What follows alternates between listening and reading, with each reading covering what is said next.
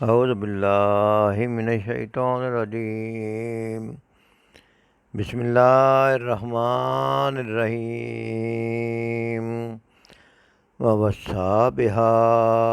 ابراہیم بنیہ ویعقوب ووصّى اور وصیت کی بہا اس کی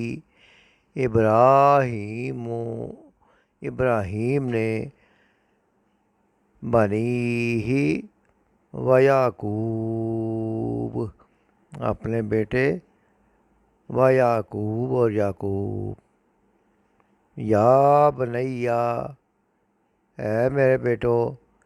ان اللہ بے شک اللہ اصطفیٰ چن لیا ان اللہ اصطفیٰ بے شک اللہ نے چن لیا لکم تمہارے لیے الدین دین فلا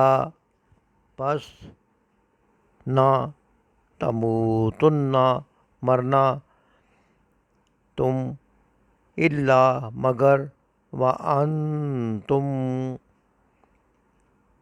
مگر تم مسلمون مسلمان ہو۔ سورۃ البقرہ کی آیت نمبر 132 کا لفظی ترجمہ پڑھا گیا ہے۔ ووصّى بها ابراہیم بنیہ ویعقوب،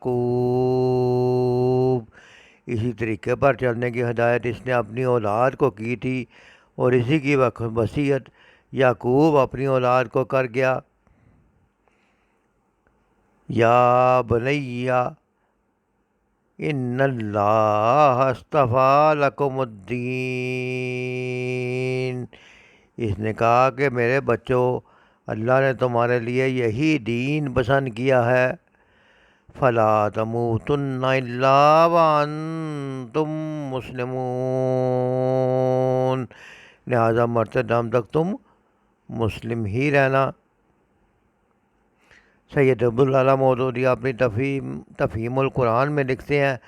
کہ حضرت یعقوب علیہ السلام کا ذکر خاص طور پر اس لیے فرمایا کہ بنی اسرائیل براہ راست انہی کی اولاد تھے، اور دین کا لفظ اس آیت میں استعمال ہوا ہے۔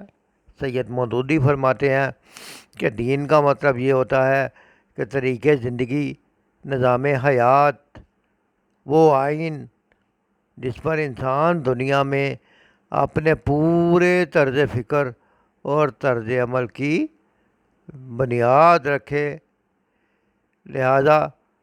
دین وہ طریقے زندگی ہوا جس طریقے پر چل کے ہم دنیا میں بھی اور آخرت میں بھی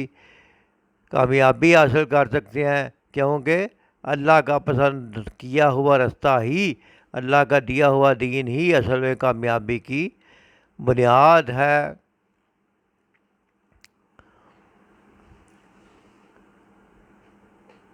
حضرت اس آیت میں بنی اسرائیل کو خاص طور پر بتایا جا رہا ہے کہ اللہ کے نزدیک پسندیدہ دین جو تھا، اصل دین وہ اسلام ہی تھا۔ اس میں تعریف کر کے مشرک بن گئے۔ بنی اسرائیل جو ہیں وہ بھی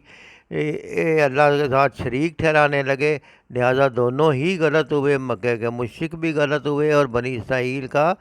جو دین انہوں نے گاڑ لیا تھا، جو دین انہوں نے خراب اصل تعلیمات کو کر لیا تھا، سارے کے سارے غلط ہو گئے۔ دین ابراہیمی جو تھی وہ یہی تھا کہ اللہ تعالیٰ نے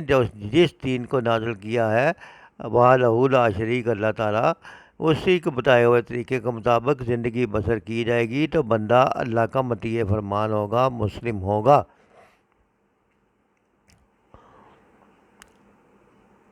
حضرت یعقوب علیہ السلام حضرت ابراہیم علیہ السلام کے پوتے تھے۔ حضرت ابراہیم علیہ السلام کے 8 صاحبزادے تھے، جن میں حضرت اسماعیل علیہ السلام اور حضرت اسحاق علیہ السلام بھی تھے، اور اسحاق علیہ السلام کے اولاد میں آگے حضرت یعقوب علیہ السلام ہوئے۔ حضرت یعقوب علیہ السلام کا دوسرا نام اسرائیل تھا، تو بنی اسرائیل آپ ہی کی اولاد جو ہے اور نبوت بھی پھر آپ کے خاندان میں ہی چلی، حتیٰ کہ بنی اسماعیل میں سے حضرت محمد صلی اللہ علیہ وسلم مبعوث ہوئے۔ ڈاکٹر اسحاق احمد اپنی تفسیر بیان القرآن میں لکھتے ہیں کہ آگے وہ نصیحت بیان ہو رہی ہے کہ دیکھنا تمہیں موت نہ آ پائے مگر فرما برداری کی حالت میں، یعنی ساری عمر اللہ کے فرما بردار ہی رہنا۔ اور یہ وہ بات ہے جو قرآن میں بار بار بیان ہوئی ہے، جیسے کہ سورۃ آل عمران میں مسلمانوں کو خطاب کر کے فرمایا لگ گیا ہے کہ اے لوگوں جو ایمان لائے ہو اللہ کا تقوی اختیار کرو جیسا کہ اس کے تقوی کا حق ہے، اور تم کو موت نہ آئے مگر اس حال میں کہ تم مسلم ہو۔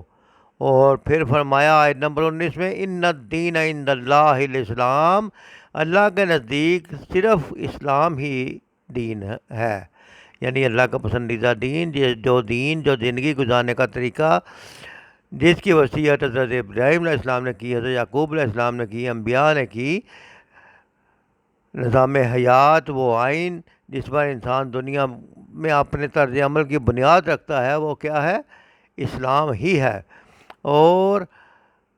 فرمایا کہ جو کوئی اسلام کے سوا کوئی اور دین اختیار کرنا چاہے تو اس سے وہ ہرگز قبول نہ کیا جائے گا۔ مطلب یہ ہے کہ اگر کوئی بندہ اسلام کے سوا کوئی اور دین گاڑ لیتا ہے، اسلامی تعلیمات میں کچھ شامل کر لیتا ہے، کچھ نکال لیتا ہے، تو اصل دین میں تبدیلی